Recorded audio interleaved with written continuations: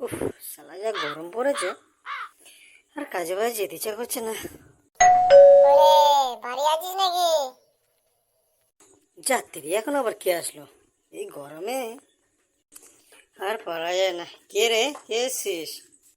করে টাকা পয়সা কি দেওয়ার ইচ্ছা আছে নাকি নেই? কিরে? ও ভাই, আয় ভাই, বস ভাই, ভিতরে বস।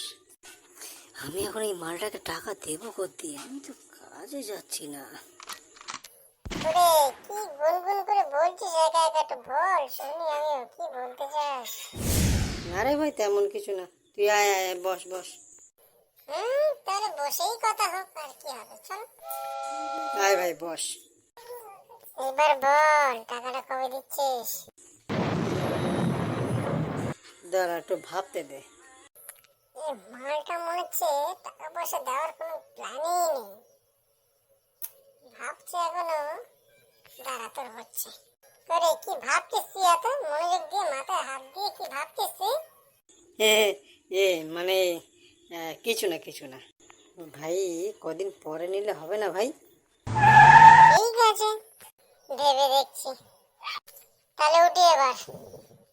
ঠিক আছে ভাই, তাহলে সাবধানে যাস।